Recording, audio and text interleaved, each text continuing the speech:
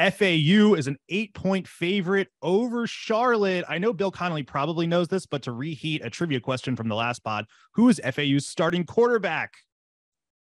Oh, did they name that? Are they still going with N'Kosi Perry, or did somebody overtake him? No, we went with N'Kosi Perry. We're assuming he's still starting because, well, we sort of played that game. He's still here, so yeah. And he had a big game. He had a big game against Charlotte last time, and they've added a transfer running back as well from Nebraska. Yep.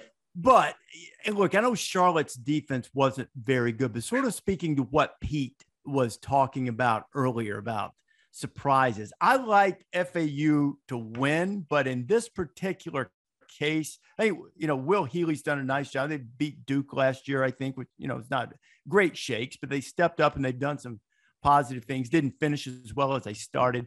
I'll take the points there. What am I getting? 8, Taylor? Did you say 8.5? Yes, 8 points. 9? Did you say 9? 8 points. Okay. All right. I'll take the 49ers in the points, although I think FAU will win the game.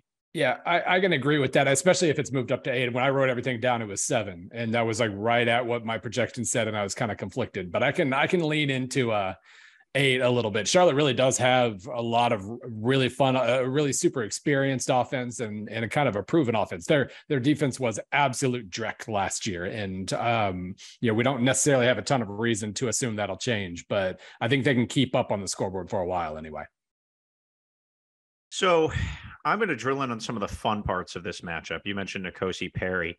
The FAU staff is just like it's like a random that guy's there list that's pretty impressive. All right, Willie Taggart's obviously the head coach. Most of our listeners, by the way the Bill answered the N'Kosi Perry question wasn't is N'Kosi Perry the quarterback? Is it obviously N'Kosi Perry's the quarterback? Did he get beat out?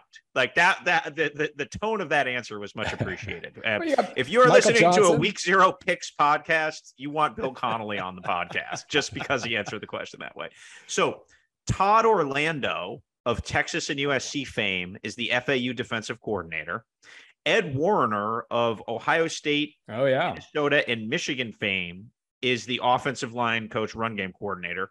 Billy Gonzalez is the wide receivers coach. He was with Urban at Utah and then with Dan at Mississippi State and Florida, our new colleague, Dan Mullen, for a number of years.